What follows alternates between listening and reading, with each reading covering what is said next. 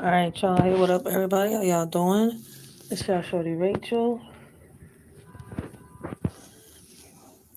All right. I just wanted to take a minute, read this little article for y'all. All right.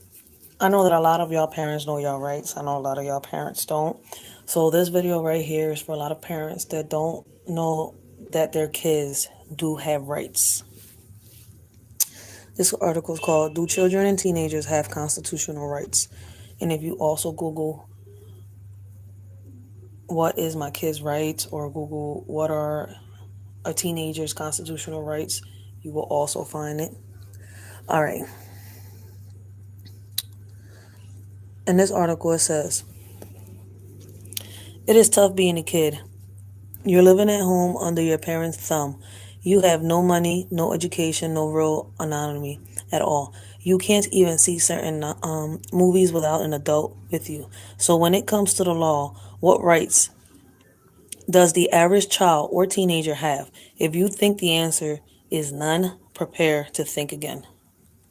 Under the law, children in the United States are fully formed human beings with the same basic constitutional rights that adults enjoy like every other citizen. Children have the rights to due process under the law and the rights to counsel. They are also protected against cruel and unusual punishment and unreasonable searches and seizures. However, the law also recognizes that the children aren't physically and emotionally mature enough to handle the responsibility attached to legal activities like drinking, let alone the right to vote or run for public office. The law reconciles these two ideas by implementing age of majority, designed to define when a person has the ability to exercise his or her rights responsibility. This usually varies by state, but they govern everything from the right to drive to the right to marry. There are some expectations, however, in the juvenile system. For example, children don't receive bail, nor are they tried by juries of their peers. Juveniles do have the rights to seek legal counsel if there is a chance they could be tried as adults, as well as the right to a hearing before a judge. Children can also petition for legal emancipation from the parents, but they would face an uphill battle there. The Liberty Clause of the 14th Amendment gives parents the right to raise their own children as long as there is no abuse or neglect. There is one other expectation children and teens are much likelier to encounter.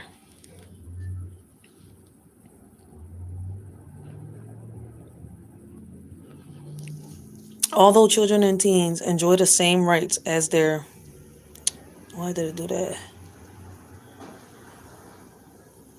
Here we go.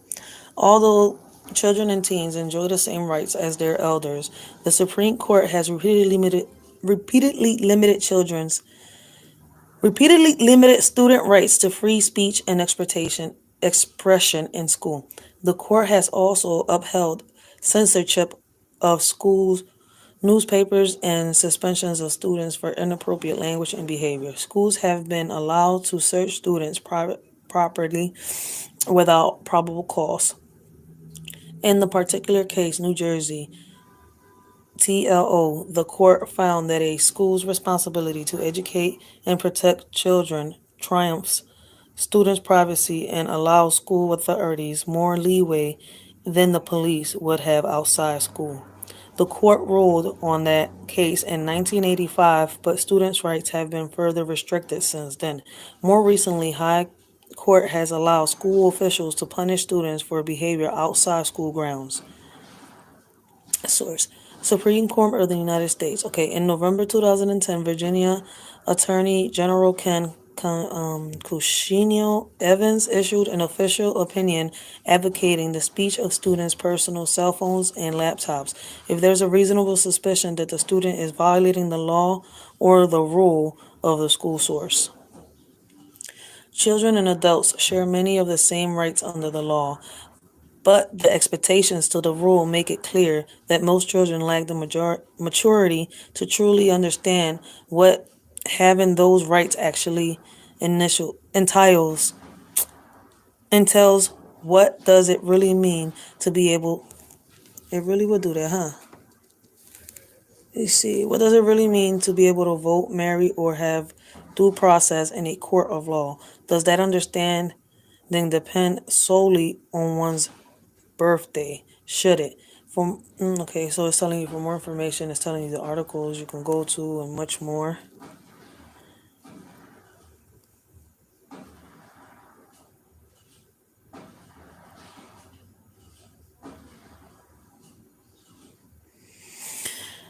But it's crazy because our kids do have rights by law, right? But what's got me a little messed up in the head, right? I'm asking myself this one question. Our kids got rights by law and they're protected and all this, right? But when it comes to the schools, as it says, right, they are censored.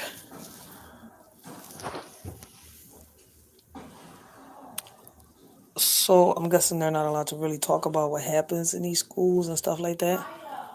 But what happens when your child gets adjudicated?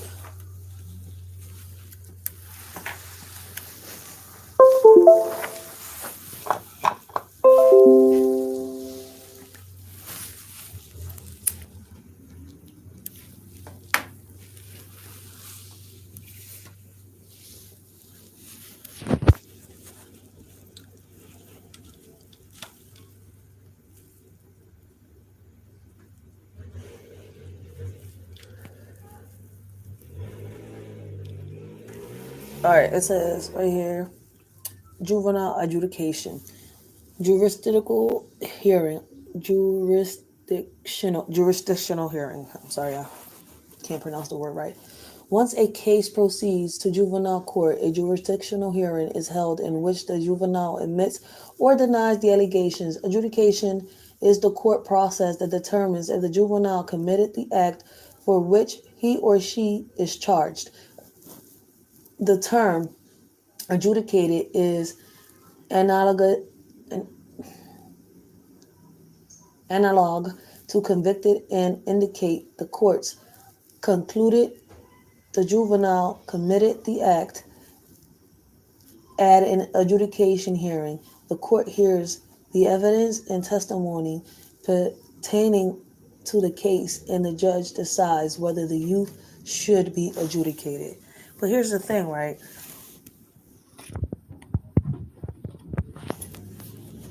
A child gets adjudicated, and when they get sent to court, right? And I'm saying this because I went through this already, and I'm still looking for a lawyer. So, by the way, if anybody knows a lawyer that would take my son's case, he's 14 years old now. And the funny part about this is, right, I was told my son got adjudicated. My son went through a whole process. He was house arrested and everything because he hit a teacher back. Keyword, hit a teacher back. My son he's still autistic, but at the time he was an 11-year-old kid with PTSD and ADHD in the process of being diagnosed with autism, Asperger's autism at that. So we got a gym teacher here that tries to stop a kid's fight and ends up fighting my child like a grown man. Crazy part is, instead of the school sitting here and doing what they had to do, they decided to sit here and protect the teacher. And for those of y'all that don't know, when a child hits the teacher is, no matter what, regardless of anything, protected by law, just the same way an officer, a lawyer, and a judge is. All right, y'all? So if your child hits that teacher, they already don't want to hear your kid's side of the story when something happens in school. And he's the he's the defendant, or she's the defendant. Their story really doesn't get heard at all when it comes to a school case. So if your child is innocent, his side of the story or her side of the story will never be heard, because the judge is going to make their assumption. They're going to make their rule. They're going to say what they're going to say regardless of anything. District Attorney presents evidence. At an adjudication hearing, the district attorney presents the evidence to a juvenile court judge. At this hearing, the juvenile is guaranteed the rights to due process and privilege against self-incrimination. Failure to adjudicate. In the proceeding, results in a failure to adjudicate, the petition might be dismissed and the case could be considered closed at that point. Even if not adjudicated, a case may be continued in contemplation of dismissal. For instance, the court could recommend that a youth do something prior to dismissal of all charges such as paying restitution to voluntary attending drug counseling. Such a case would not be considered complete until the youth followed through as instructed and the charges were dismissed. And see, here's my problem. And this is where I'm confused as I'm reading this, right? I was told my child was adjudicated, right? But I never received any paperwork from the court signed by the judge saying that he is still adjudicated, right? My son already did the house arrest. My son went to the Big Brother program and everything. He even got drug tested and everything. Like, a child that doesn't do drugs. Like, it's crazy.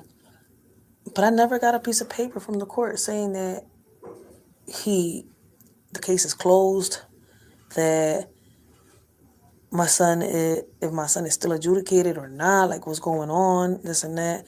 So I am still looking for a lawyer, like, on that. But I am doing this video right here so that other parents that are going through a case like mine's or similar like mine's or probably worse could learn their laws. All right. Cases that result in adjudication are sent forward for a disposition hearing. At the disposition hearing, the court determines the most appropriate package of service and sanctions for each youth. Options obtained include commitments to an institution, placement in a group home or other residential facilities, probation, referrals to an outside agency, community service, and lines of restitution payments. Ideal, the disclosure is designed to protect the public safety as well. And when I was reading our kids' rights over here, right, it says that our kids are protected from being seized and all that stuff, searched, blah, blah, blah, blah. But in reality, they not. They go through so many things in schools, and a lot of us don't find out, and through our communities and stuff like that. A lot of us think that our kids can't get questioned without a parent, and in reality, they can. Now, if you have a special needs kid, that's a different story. But our kids can get interrogated by a cop at the age of 8, 9, 10, and you don't need to be present, and it's crazy. The arresting part, I'm not so sure, and I'm still investigating that part, but I know I was reading somewhere, I'm trying to find the article again, where it says that a minor cannot be arrested without a parent being present. So I am doing my research, and as I do my research and I'm reading these articles, I'm going to pass it along to y'all the best I can. If y'all wish to read it, y'all can. If y'all, but I'm just leaving this information here for y'all. As y'all can see, got this info right there off the website. And the other one, I was just right here reading it. Oh, you took me off, huh? Cool. I'm just reading it off of an article on the phone. Get back over here. All right, y'all. That's all I wanted to do. I just wanted to